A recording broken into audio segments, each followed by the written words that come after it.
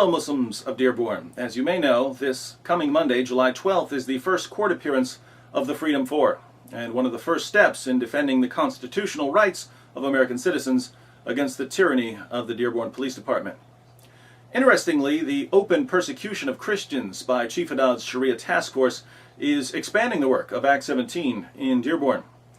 You see, normally we'd only be coming to your city once per year as part of the Arab Festival outreach.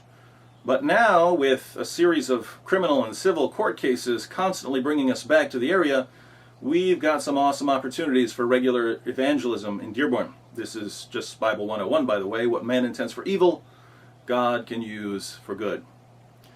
So, even though the Dearborn Police Department is trying to harm and persecute us, it's actually good news for you, my Muslim friends. How is it good news, you wonder? Well, let me ask you a question. If what you believe is false, do you want to know it? If what you believe is false, do you want to know it? Or would you rather continue believing in something that just isn't true? If you're the sort of person who would rather believe in something that's false because it makes your life easier somehow, there's probably no point in talking to us. But for those of you who say, yes, David, if what I believe is false, I want to know it, we need to talk, my friends. Have you ever wondered whether Islam is true? Have you ever thought to yourself, hey, maybe I only believe in Islam because my parents taught me to believe in Islam. But what if my parents were wrong? If you've ever asked yourself a question like that, we can help you.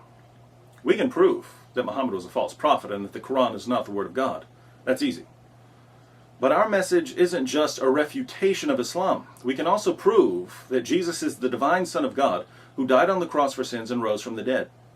We can even answer all of those questions that your leaders tell you to ask Christians in order to supposedly refute Christianity. You know what I'm talking about. They tell you to ask your Christian friends, where did Jesus say, I am God, worship me? How many times have you heard that one? Would you like an answer? Because we'd be happy to answer all of your objections. Think we can?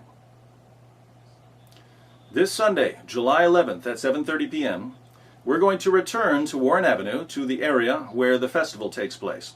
We'll be bringing our Bibles and Qurans with us, and we're prepared to discuss both. So if anyone would like to challenge our views, or if anyone has questions about Christianity or Islam, we're happy to engage in public dialogue. I'll give you fair warning, however. We will have video cameras with us. It should be obvious by now that we can't go anywhere in Dearborn without cameras. Every time we come to your city, people start saying we did all kinds of things that we just don't remember doing. And the only way to prove our innocence is with video footage. Now, if we talk to you for a few minutes and we realize that we can trust you, and you don't want the cameras on, we can turn them off. But until we know your intentions, we have to protect ourselves. At this point, some of you may be thinking, David, don't you understand that this is Dearborn and that the police department is under the control of Islam? Don't you realize that we can snap our fingers and Chief Haddad will have all of you arrested, even if you've done absolutely nothing wrong?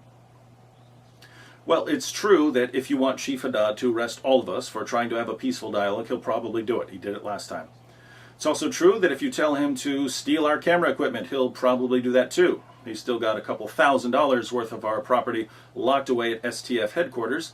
So yes, I'll grant that the Muslims of Dearborn have an entire police department in their pocket. But is this really the image of Islam you want the world to see? Last year, Muslim security guards slapped us around for asking a question about the Quran. This year, police arrested us while Nabil was having a peaceful dialogue with Muslims. There are terrorist attacks all over the news. People are starting to learn that Muhammad had sex with a 9-year-old girl, that he allowed his followers to rape their female captives, that Muslims can beat their rebellious wives. Islam's getting a bad reputation. Do you also want Islam to be known as the religion whose followers can't bear to have their views challenged? Now, if you studied Islam, you know that Muslims are supposed to subjugate unbelievers and establish Sharia law through force if necessary. But you also know that before you oppress and subjugate unbelievers, you're supposed to invite them to Islam. So you invite first, and then later on, if they reject your message, you oppress and subjugate them. This is Quran 101. Surah 16:105 says, invite all to the way of thy Lord with wisdom and beautiful preaching, and argue with them in ways that are best and most gracious.